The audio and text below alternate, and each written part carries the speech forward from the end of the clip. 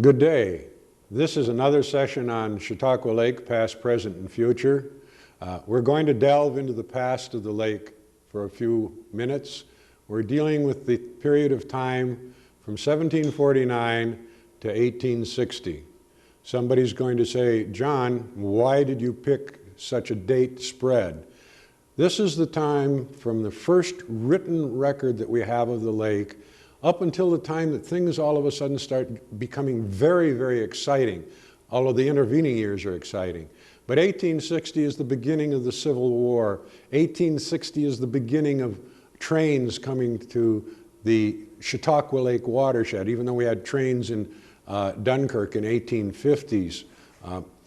And it's beginning to open up Chautauqua Lake and change its character. So from 1749, which is our first record, which was done by the French explorers, de Celeron, as they came through to go to Pittsburgh, as they were flexing their muscle against the British, and the Indians were playing games in between them. We noted that the only comments that they made about the lake was that it was forested all the way around, and that they had a difficult time getting down the Chautauqua, and then a earlier hunter explorer or trapper explorer had led them through a portage around the rapids, which was the first name of the city of Jamestown.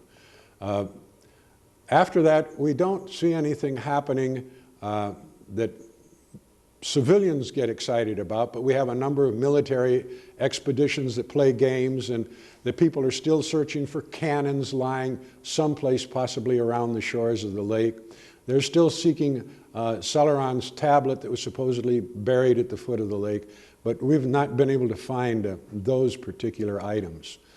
This is basically from 1849 until about 1797 is basically trapper country and American Indian country, except for military expeditions. And so the Indians continued to live here. The Native Americans continued to live here, what there was of them. They continued to have villages. They continued to bury their dead in their cemeteries, all of which I must admit we have desecrated, which is disconcerting to me, to say the least. And we don't begin to see anything until we get a gentleman by the name of Ellicott working for the Holland Land Company, and he and his crew come blustering out through the woods, putting out township lines and range lines and surveying and taking notes of what the quality of the land is for the Holland Land Company. Because the Holland Land Company, in its selling of land, kept the best land until last. They didn't give away the best or sell the best land right off. The first settlement that we know of is, and real activity that takes place in near the watershed of Chautauqua Lake, is in Kennedy with the opening of a sawmill to move pine down the Conewango to the Allegheny and then on down into more civilized parts of Pennsylvania. Chautauqua Lake itself, a fishery for the natives, a fishery for the people that came here. But there's a lot of record in the history books about the people coming and scraping out an existence. In some instances, they settled where the Indian villages were, and I'd like to point those out to you a little bit on the map over here, if I might. Actually, we have Indian settlement all the way around the shores of Chautauqua Lake, but the most intense Indian remains that we know about are in this portion of the lake. And for years I looked for something called bushels of arrowheads and Indian artifacts, and finally at the Stan Loomis farm at Goose Creek I did finally see bushel baskets of Indian artifacts that had been collected by the Loomis family. The Loomis family having owned the farm since they purchased it from the Holland Land Company. The only traffic that took place or activity that took place on the lake was that in the early history, the only road was the portage up from the Lake Erie Road, and then products were carried down through the river, down on a portage around the rapids, and then carried down into, quote, civilized Pennsylvania. 1811, we have a gentleman coming through the area. I shouldn't say coming through because he's been through with his family before and they've decided to settle here. His name was James Pendergast, and he decided to build a dam on the outlet of the lake. Product is moving down the lake during the seasons that it's allowed, but the dam is built in 1811. And that year, Mr. Pendergast floods out all of the farming activity around the shores of Chautauqua Lake. The following fall, the weather is so bad, the dam is taken out by the weather. But the following spring, Mr. Pendergast not only pays recompense to all of the farmers' crops that he flooded, but he's also fined, one of the earlier court records fined Mr. Pendergast being fined $15 for the actions that he had taken at that time. The dam is rebuilt. If you want to read details, probably the best details you're going to find are in Hazeltine's History of the Town of Ellicott and other comments that are in that document. The United States, for it now exists as the United States, is very much in its infancy, and they're very much interested in trying to connect the Great Lakes and the navigation of the Great Lakes with the navigation of the Ohio and Mississippi River Valley system. In some instances, we have a company that looks at building a channel up the Cassadaga or the Conewango. They look at this and they go over and they look at Presque Isle, and finally Presque Isle becomes more advantageous along with the river and stream system that is there. But a tremendous amount of product does move by boat. Realize that when we're talking about this period of time, what they have for transportation, they have wagons, they have skid systems, and they have boat or water power or water transportation. Otherwise, it is all done by Shanks Mare. In other words, people are walking. And you find a number of interesting stories of people wandering about in the Chautauqua Lake watershed. The dam is put in place, and the people begin to produce product from it. And it isn't very long before they realize that the water supply of the whole basin is not enough to run the mills on a year-round basis. In fact, if you look at some of the older maps of the county of Chautauqua, you'll find that there are mills spotted throughout the Chautauqua Lake watershed. In fact, in building the first courthouse, the lumber was cut down off of Goose Creek and then brought up lake to build the first courthouse for Chautauqua County. The people are clearing land. They are taking the wood that cannot be floated down and is light enough to be floated downstream to other places in exchange for goods and services. They're taking it and burning it and making it into ash, leaching the ash and moving pearl ash down river. The people of Chautauqua Lake are building keel boats up in Mayville to move product. Some of the product is coming up off of the Erie Trail and coming down on the lake and then on down to Pittsburgh and other places south. In the notes, it's almost an offhand statement, but they talk about the fact that the President of the United States insists that the 5 locks that allow navigation down the Chautauqua River be kept in operation. I have searched, not as much as I want to, but I have searched for some detailed information on the 5 locks, and I have as yet not been able to find it. There's one other thing that I haven't been able to find, and I ask you people to help me. And I plead almost. If you have a picture of Warner Dam that was taken before the turn of the century, or all the way up until 1915, from the downstream side, would you share it with me?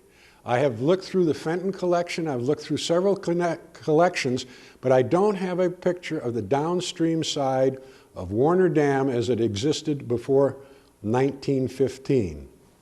My understanding is that it is a combination of log and earth fill, and then you've got channels around it that go to the various sawmills or mills for grinding grain. And also, we also have this question of the 5 locks that allows navigation to take place from products moving down into the Ohio River basin. I think that's enough looking at this map for a moment. I go back and sit down and rattle on. Some of the exciting things that happen and some of the things that you catch on to as you're reading the history of the county deal with such things as when should elections be held? And in the early history of Chautauqua County, they moved the elections for town government late in the year, May, June, because everybody was downriver. Everybody had taken their raft of lumber or their keelboat downriver. And of course, in the vast majority of instances, they walked back, although there was some polling of keelboats coming back upstream.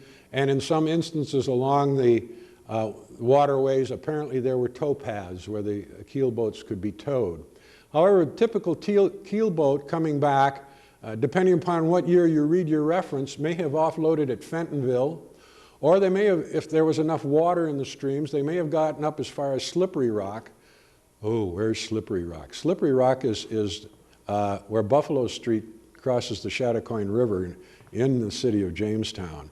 That was one of the manifestation areas of the rapids that the city was named for originally. The people basically, well, to give you an idea, there was a bounty of $50 for an adult wolf because almost everybody made their own clothing, they had their own flock of sheep, and wolves were ravaging the sheep at different times of the year. So you had all kinds of strange and difficult things going on. 1842 is another niche. We see early on the changing of the date for elections, and then in 1842, the county, because there was no state fish and game rules and regulations, passed an ordinance stating that there could be no nets or seines used on the lake any longer, that the people had recognized the resources as being important enough that they had to stop whatever was going on, and I would imagine there was something terrible going on for them to be able to bring that issue to the Board of Supervisors and get an ordinance passed. Realize that the Board of Supervisors only met for several days in either October, November, or November, December each year. They didn't meet as they do now twice a month. 1852 is another benchmark dealing with the lake. 1852, an ordinance is passed by the county, or a law, I'm not sure which term I should use there, stating that from a certain date in February on, you could no longer fish through the ice on the lake, again, to attempt to protect the resources. The interesting thing about that particular law was that half of any fine that was collected would go to the person that turned the person in that was violating the law. And the other half would go to the town government in which the case was tried to be used for building bridges. However, there was an interesting hook on the end of that particular law. If the person was found innocent, the person that did the accusing had to pay all the court costs. I wonder what would happen if we were to apply that to today. 1860, we have a thriving industry in Chautauqua County. We're making all kinds of farm implements and tools. During the winter months, they're put on keel boats, preparing for the spring freshet. And we'll talk about the spring freshet and the hydraulics of the lake in another presentation. In fact, we're going to break at the end of this one in terms of history and go look at the lake as a hydrological system because it plays a very important role in what goes on. But it wasn't long before the mills, the sawmills or the grain mills, all had steam engines associated with them because they found that the waters of the lake and its watershed did not supply enough water on a year-round basis to do the type of milling that they wanted to do. In fact, there is a note in Warren's history that states in 1823 that the lake had gone almost dry that year and they had tried to open the outlet wider and deeper in order to get water to go down the river.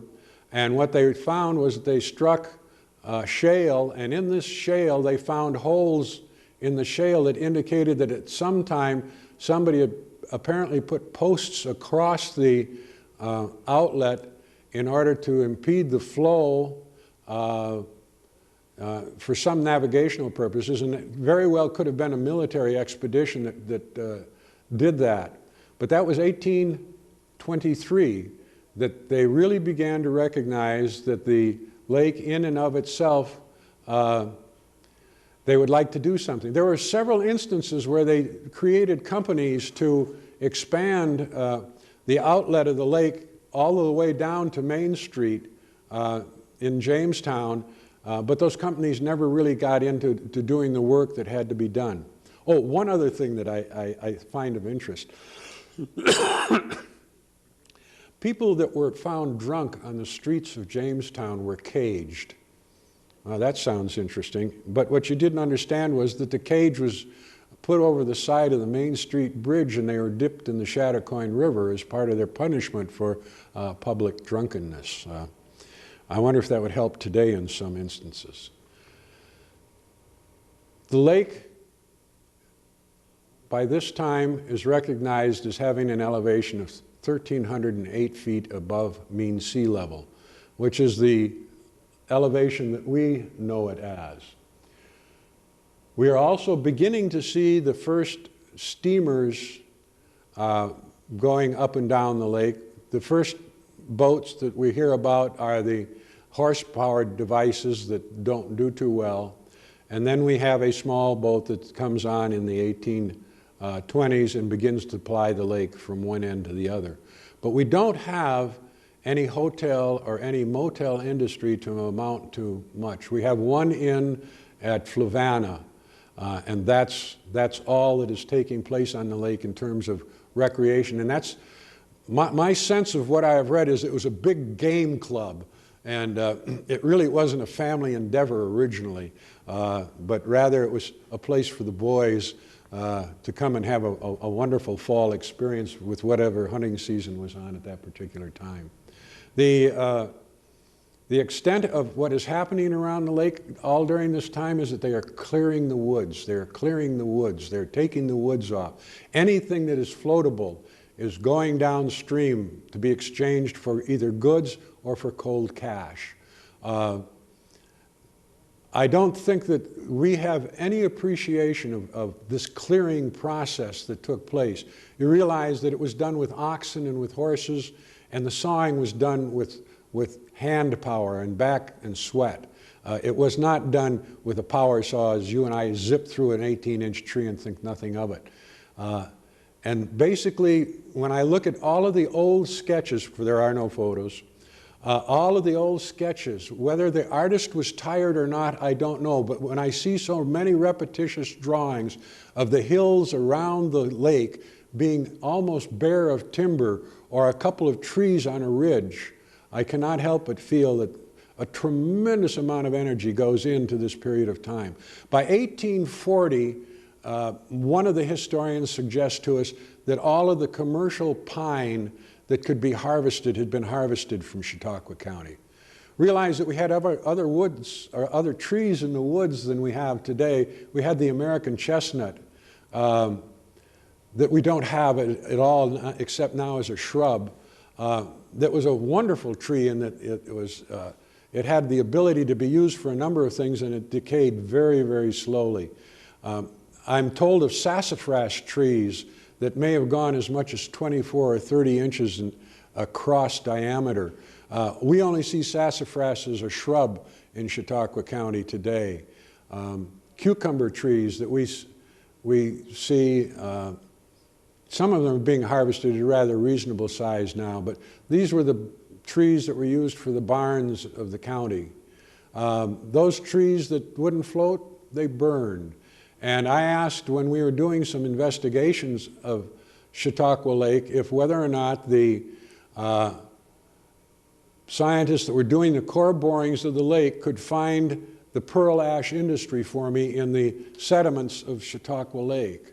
because I thought that would be real interesting to see if there was that evidence of that tremendous amount of fire that took place and the amount of conflagration that there was.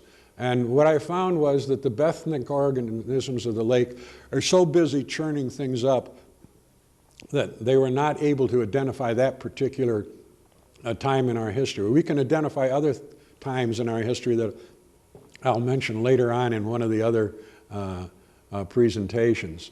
But I was not able to find that. However, you can find, if you're a troller like I am, and I troll deep for the big muskellunge of the lake, every once in a while you'll hook into something that is enormous. And my daughter being a scuba diver, I'm going to be sending her down to look at some of these enormous things. There are logs that are sitting on the bottom of the lake that are in as good a shape as they were the day they were put on the lake, but they were too heavy, they didn't float, and they sank. The other thing that happened is that we began to use the lake as a place to get rid of things that we didn't want anymore. And we'll talk more about that when we discuss the steamboat history, because we basically burned an awful lot of boats out in the lake, and some of the scuba divers are now telling us tales of going down on the decks of some of these vessels in various parts of the lake. Fishing, yes. Transportation, yes. Recreation, well, it depends upon how you want to interpret fishing as to whether or not Chautauqua Lake was used during this time as very much of a recreational asset. My sense is that the people that were out there fishing were fishing because they needed the fish. It wasn't to get away and have a nice afternoon or a nice week, as some of us have the privilege of having now. These people were working day and night for survival during this period of time. Realize that other things are happening and are causing people to leave Chautauqua County and leave the Chautauqua Lake watershed. We have the United States filling to its continental size in the 1850s. We have the Oklahoma land rush, the Kansas land rush. We have the California gold rush, and people just kind of go zip through the county. We also have a number of religious organizations that come and spend a time here and move on, including the Mormons. It's an exciting time. It's a much slower time. I don't think I want to go back to the good old days that this would describe. The people are in many instances involved in subsistence living. The people that are able to produce a product, I think the best reading that you can find, particularly for Chautauqua Lake, is to read Hazeltine's records of the town of Ellicott. And then we've got an author up in the north end of the lake that's just starting to describe some of the history of the village of Mayville in more detail than it has been in the past, and that's Devin Taylor. But you've got to read, and then you've got to transport yourself back and say, what was happening there, and are those really the good old days, and are you really ready to go back to them? I'm not.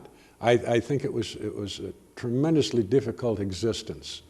The years of high rain, the lake functioned many more weeks than it did in the years of low precipitation. And we'll get into that question of precipitation and how it plays a role in the life of the lake and the use of the lake. The number of people that were involved in the area at this time were growing by leaps and bounds. In fact, the population during this period of time was growing faster than Chautauqua County has grown in the last 3 decades. We're talking about some decades adding as many as 10,000 people to the county population. The censuses of 1855, I sat and read them, and of course you can read them up in the courthouse if you're allowed to find them. And it gives not only the man and the wife, but what they do, and in some instances it also gives you a complete write-up of the livestock that they have on the farm. It depends upon what township you're in and that you get that type of census information. But basically we're working with a very difficult time. We're talking about a place that basically around the shores of the lake there are no public water supplies. Everybody has to develop their own water supply. Everybody must develop their own waste disposal method or system. In a number of instances, The best of the farmland is that land that the Indians had used as farmland, and realize in 1850 to 1860, the German scientists finally begin to discover and tell us about nutrients and their importance in the growth of plants. And all of a sudden, we don't have to burn and cut and slash and raise crops and move on. We now begin to understand that we can replenish the land and have it continue to produce at a good level over an extended period of time. Prior to this, basically we did an awful lot of burning and slashing and moving on when the land would stop producing the crops that we wanted them to. In terms of fishery, I haven't read Norton's notes, the Norton brothers or father and son notes back far enough to know whether or not they have good records. In later times, we have daily reports of the fish that are taken from the lake and what they mean to the local economy. But up through 1860, I don't recall any good notes. There's some listings that are made of the fish that are in the lake, but they're not very scientific. They're basically somebody making an observation about this, that, or the other thing. It's nothing that I can put into a comparative sense. The depth of the lake, there is in the VFW in Mayville, there is a map that supposedly was done in 1938 that shows a depth of the lake at more than 90 feet. When we did some later work, we could not find a 90-foot depth in the lake.